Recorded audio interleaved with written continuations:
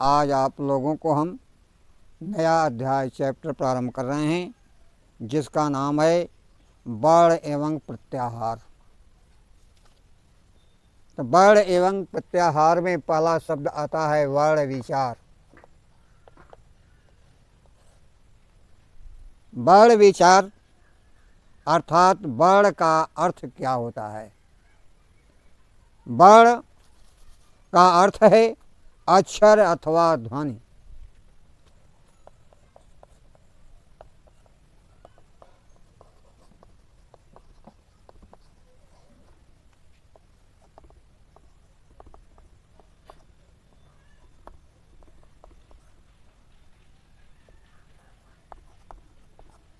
वर्ण का अर्थ होता है अक्षर अथवा ध्वनि,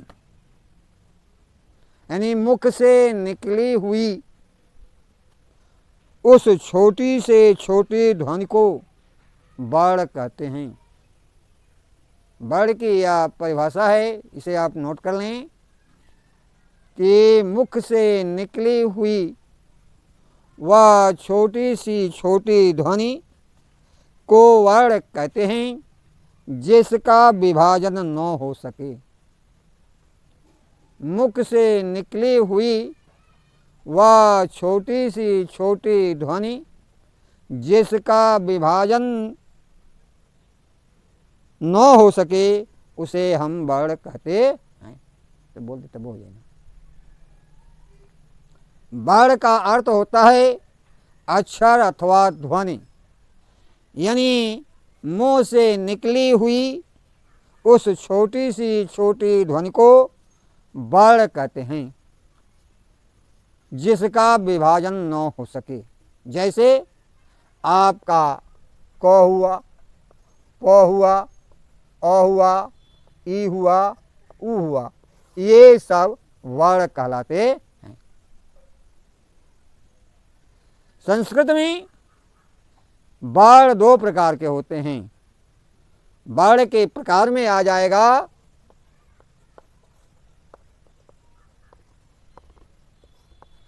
ये दो प्रकार के होते हैं।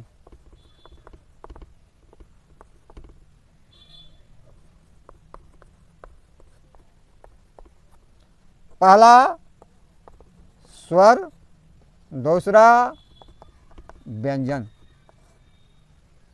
तो वर्ण कितने प्रकार के होते हैं? दो प्रकार के। और एक को हम कहते हैं स्वर और दूसरे को कहते हैं व्यंजन। क्या कहते हैं? व्यंजन। स्वर,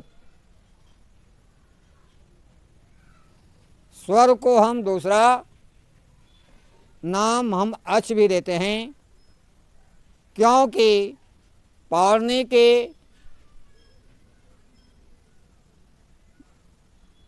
प्रत्याहार बनाने के नियम के अनुसार अच प्रत्याहार के अंतर्गत सभी स्वर आ जाते हैं, इसलिए हम स्वर को जो है हम अच भी कहते हैं।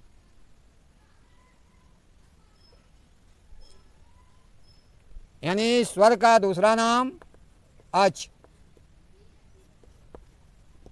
और ठीक इसी प्रकार से हल प्रत्याहार के अंतर्गत सारे व्यंजन आ जाते हैं, तो हम व्यंजन को हल भी कहते हैं। अब आप लोग समझ गए कि अच का मतलब हुआ स्वर और हल का मतलब हुआ व्यंजन।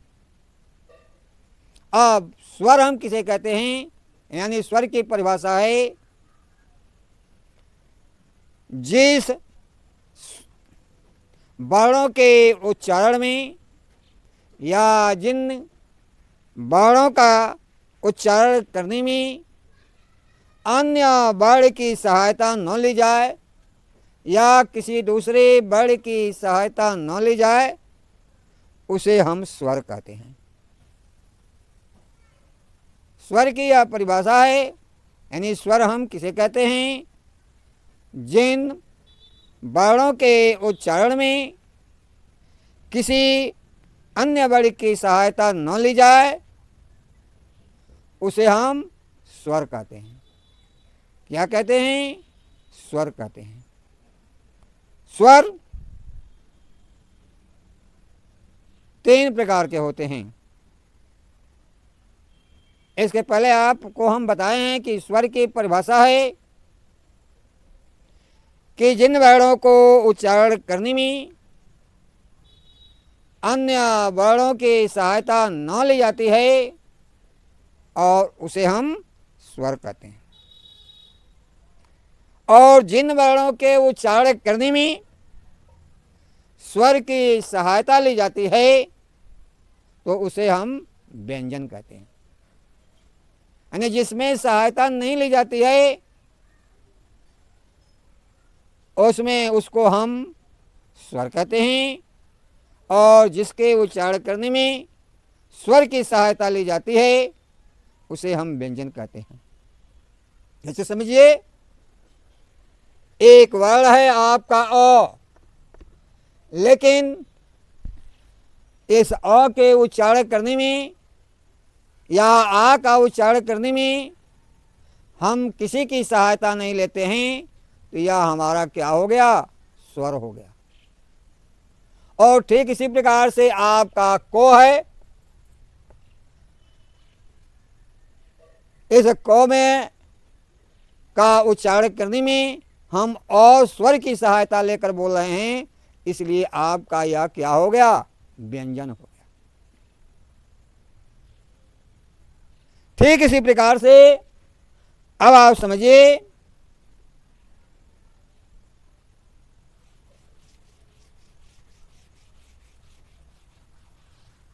स्वर के प्रकार।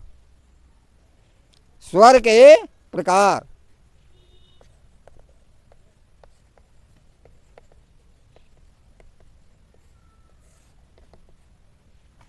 ये 3 प्रकार के होते हैं।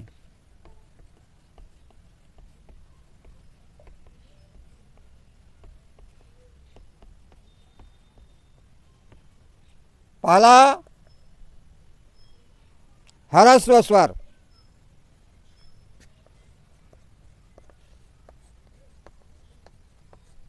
दूसरा दीर्घ स्वर, तीसरा प्लुत स्वर। स्वर जो हैं 3 प्रकार के होते हैं। पहला ह्रस्व स्वर, दूसरा दीर्घ स्वर और तीसरा प्लुत स्वर। ह्रस्व स्वर यानी ह्रस्व स्वर की क्या परिभाषा है या ह्रस्व स्वर किसे कहते हैं? जिस स्वर के उच्चारण करने में एक मात्रा का समय लगे, जिस स्वर के उच्चारण करने में एक मात्रा का समय लगे उसे हम ह्रस्व स्वर कहते हैं। जिन स्वरों के उच्चारण करने में एक मात्रा का समय लगे उसे हम ह्रस्व स्वर कहते हैं।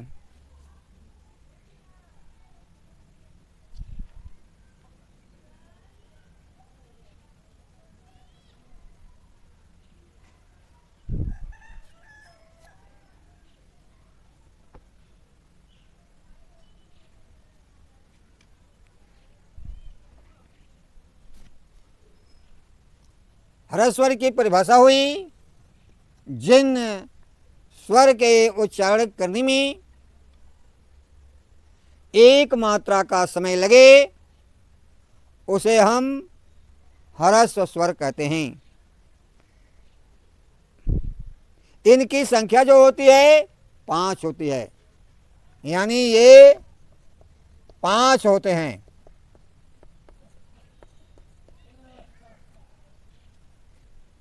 यानी आपके ह्रस्व की संख्या कितनी है? 5 है। कौन कौन?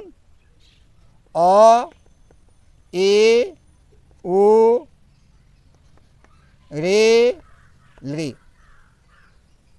1 2 3 4 5। इनकी संख्या कितनी होती है? 5।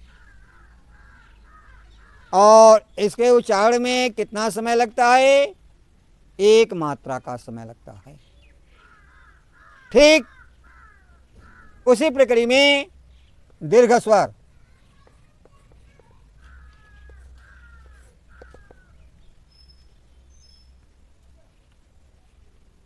जिन स्वर के उच्चारण करने में 2 मात्रा का समय लगता है उसे हम दीर्घ स्वर कहते हैं।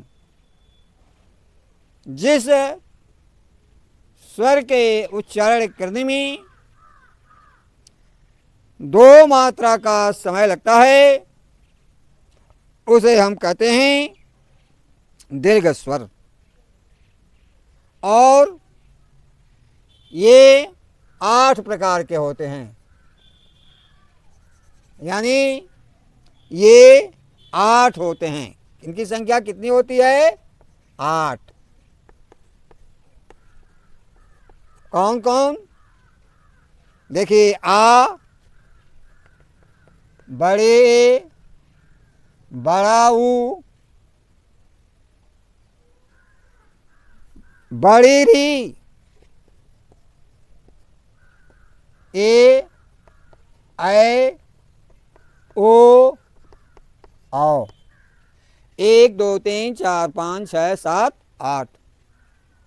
आ, बड़े, बड़ाओ, बड़े रे, ए, ऐ, ओ, आओ। इनकी संख्या कितनी हो गई? 8। अब आपका आ गया प्लुत स्वर।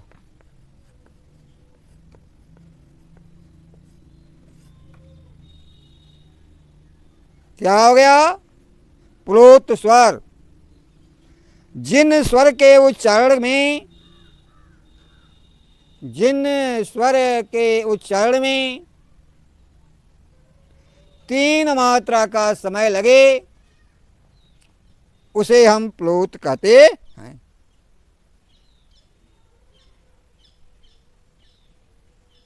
प्लुत स्वर की एक और भी पहचान है कि प्लुत स्वर के बाद हिंदी में 3 अंक लिखा होता है, अंग्रेजी में नहीं, हिंदी में 3 अंक लिखा होता है। तो प्लुत स्वर की एक और पहचान है कि उसके बाद हिंदी में 3 लिखा होता है, जैसे ओम।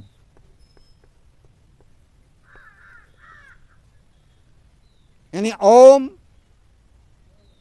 यह आपका प्लुत स्वर में आता है। तो इसके लिए आप समझ लें कि स्वर का प्रकार किस प्रकार से आप आसानी से याद कर सकते हैं श्लोक के रूप में। तो इसका श्लोक है, एकमात्र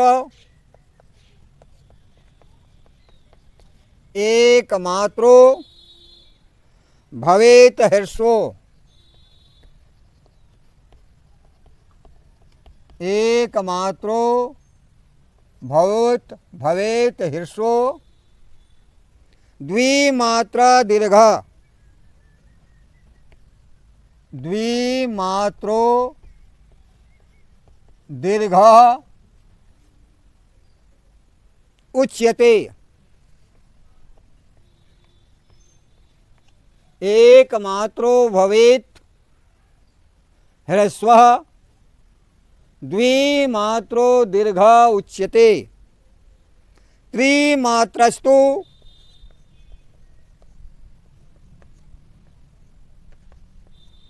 त्रिमात्रस्तु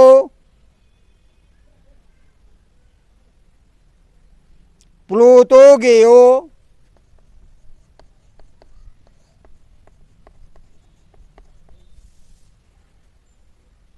व्यंजनम चार्ध,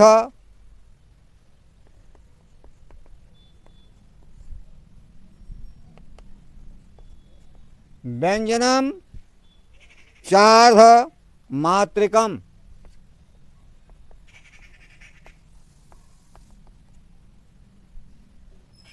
एकमात्रो भवेत हर्षो द्विमात्रो दीर्घ उच्यते त्रिमात्रस्तो प्लुतो गेयो व्यंजनम चार्धा मात्रिकम।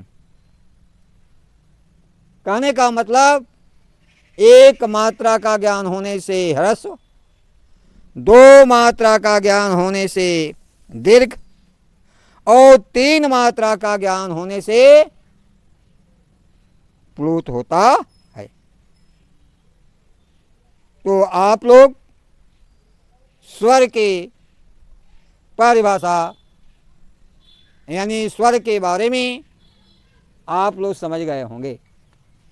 स्वर के बाद दूसरा आता है वर्ण व्यंजन, जो जिसका दूसरा नाम पाणिनि के अनुसार प्रत्याहार के अनुसार हल भी कहते हैं।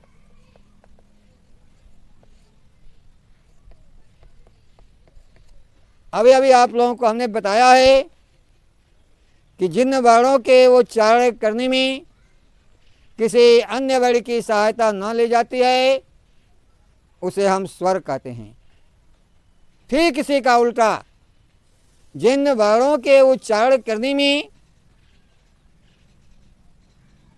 स्वर की सहायता लेनी पड़ती है उसे हम व्यंजन कहते हैं। यानी जिन वर्णों के उच्चारण करने में स्वर की सहायता ली जाती है उसे हम व्यंजन कहते हैं। उसे हम क्या कहते हैं? व्यंजन। व्यंजन के प्रकार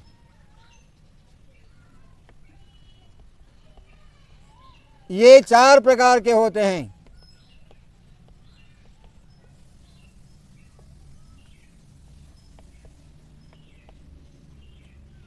ये कितने प्रकार के होते हैं? चार प्रकार के होते हैं। पहला स्पर्श व्यंजन, दूसरा ऊष्म व्यंजन,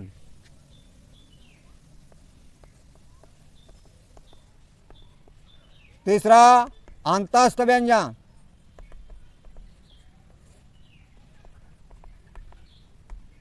और चौथा संयुक्त व्यंजन।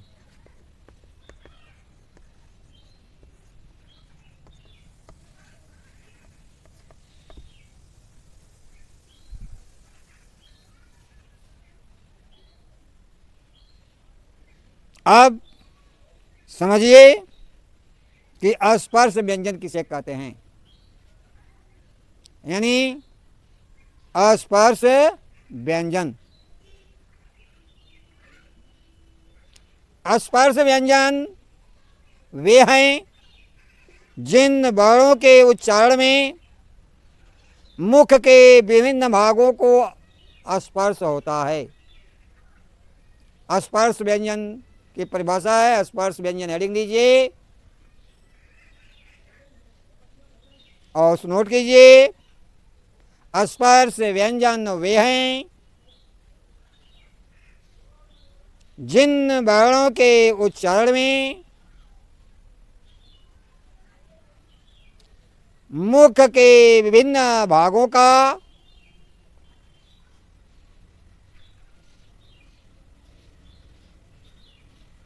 स्पर्श होता है।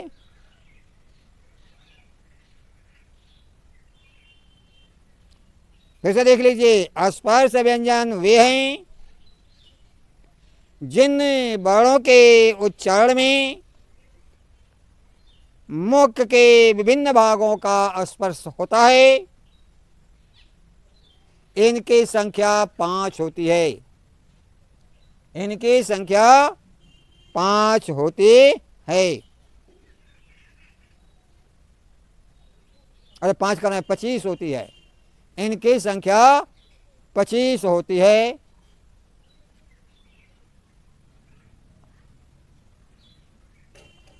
इनकी संख्या 25 होती है। जैसे कौबर,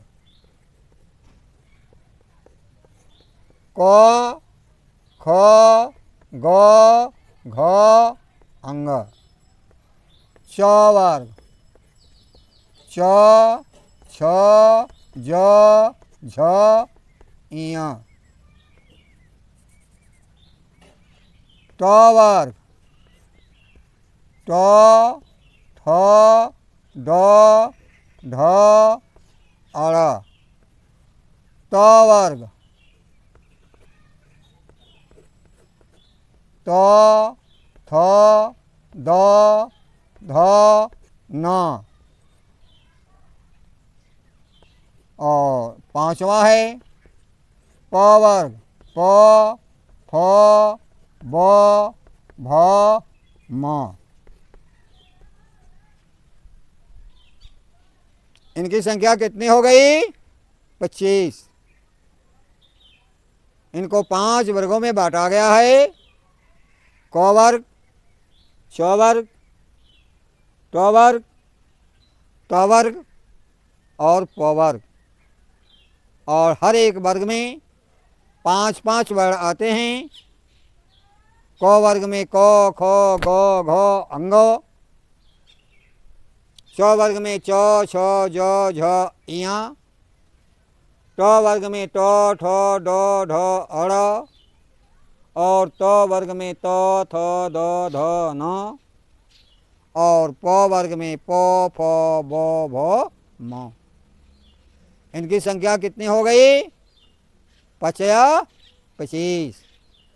5 वर्ग और प्रत्येक वर्ग में 5 वर्ण, इसलिए इनकी संख्या हो गई 25।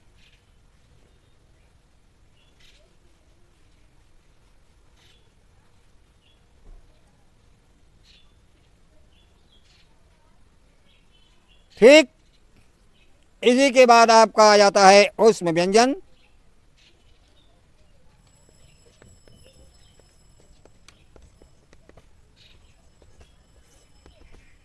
ऊष्म व्यंजन हेडिंग दीजिए, लिखिए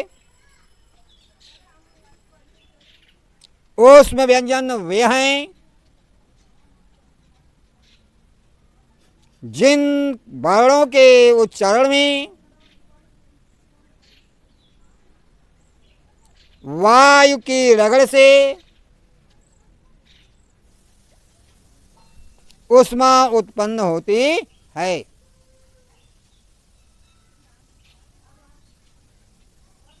अर्थात ऊष्म व्यंजन वे हैं जिन वर्णों के उच्चारण में वायु की रगड़ से ऊर्जा उत्पन्न होती है। ये यानी इनकी संख्या 4 है। इनकी संख्या 4 है। सौ, सौ, सौ, हा, बड़ा सौ, मूर्धन्य सौ, छोटा सौ और हा। इनकी संख्या कितनी है? 4। कितनी है? 4। अब आ जाता है अंतस्थ व्यंजन। तीसरा हेडिंग दे, अंतस्थ व्यंजन।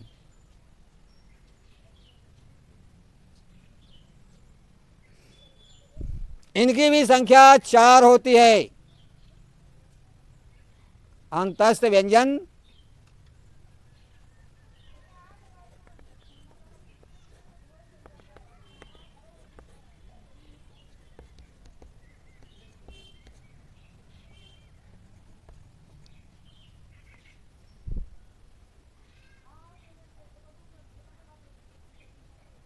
या इनकी संख्या 4 होती है, ऐसे लिखिए।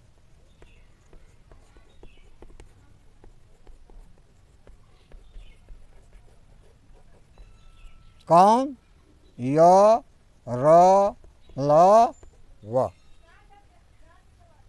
य र ल व।